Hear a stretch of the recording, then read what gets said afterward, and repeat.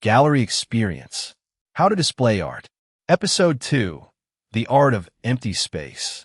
Have you ever walked into a gallery and noticed that one painting seems to command an entire wall? There may be nothing around it. No group of smaller paintings. No decorations. Just the artwork. And empty space. At first, you might think something is missing. Why didn't they put another painting there? Why waste all that wall space? But that empty space may be doing something very important. It is helping you see. One of the most overlooked elements in displaying art is empty space. Artists spend years learning how to use the space inside a painting.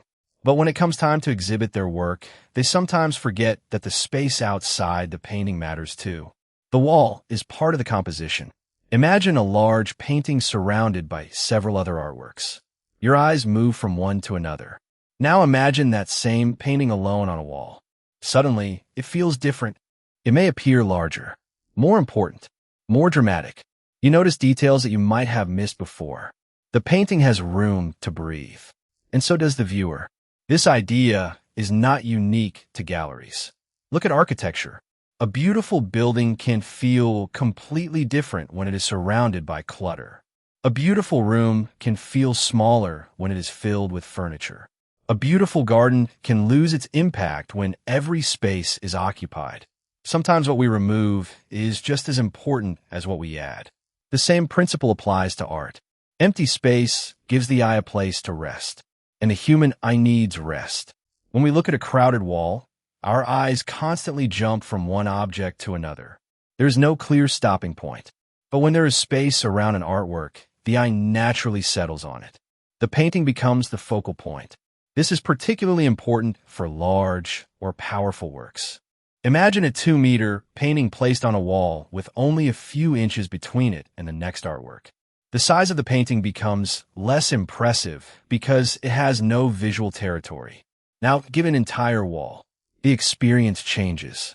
The viewer can stand farther away. The painting can be seen as a whole. Then the viewer can move closer and explore the details. That movement is important. Art is not only something we look at from one fixed position. We experience it with our bodies. We step forward. We step backward. We move from side to side. We pause. We return. Space allows those movements to happen naturally. There is also an emotional reason for empty space. Imagine a quiet portrait of a person sitting alone. If the painting is surrounded by empty wall, the sense of isolation may become stronger. The space around the figure becomes part of the emotional experience. Now imagine that same portrait surrounded by 10 colorful paintings. The emotional effect may disappear. The painting hasn't changed. The environment has. This is why exhibition design can be so powerful. The curator isn't simply deciding where paintings go. They are shaping how the viewer feels. Sometimes space creates calm. Sometimes it creates tension. Sometimes it creates importance. Sometimes it creates silence. Think about a museum displaying a very famous painting.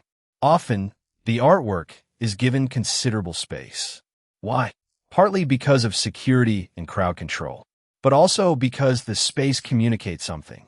It tells us, stop, look, this matters. The architecture is reinforcing the importance of the artwork. But there's a danger here. Empty space should not become an excuse to make every painting look important. If every artwork receives an enormous amount of space, the exhibition can become monotonous. The viewer needs rhythm. Some paintings can be grouped together. Others can stand alone. Some walls can be visually active. Others can be quiet. The contrast creates movement. Think of it like music again. Music isn't made entirely of sound. Silence is part of music. Without pauses, the listener becomes exhausted. In the same way, an exhibition isn't made entirely of paintings. The empty wall is part of the exhibition. It gives the viewer a pause, and that pause can make the next artwork more powerful. This becomes especially important in a group exhibition. Suppose you have 20 artists. If you simply hang every painting as close together as possible, the exhibition may feel like a marketplace. The viewer sees names, frames, colors, shapes, but there is little opportunity to form a relationship with individual works. Instead, Think about creating visual neighborhoods. Perhaps 3 related paintings belong together. Then leave some space. Then introduce a completely different work. That change creates rhythm. The viewer experiences contrast. The eye becomes interested again.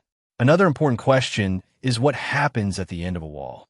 If a painting is placed too close to a corner, doorway, or another visual element, it may lose its impact.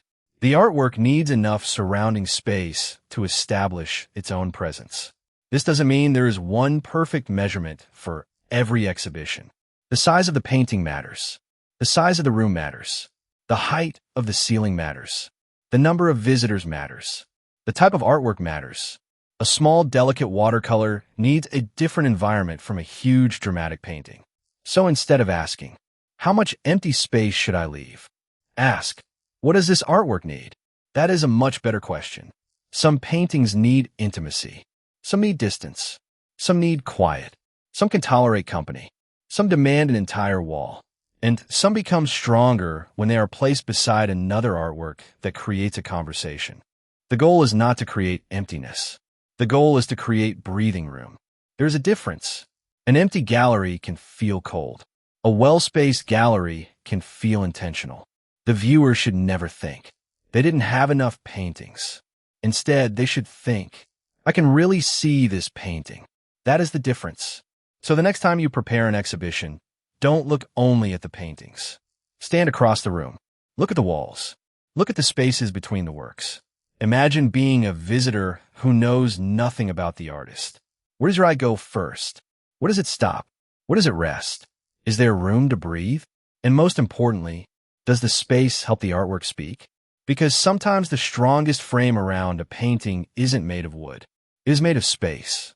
And sometimes the best thing you can do for a beautiful artwork is simply to give it room. This is the gallery experience.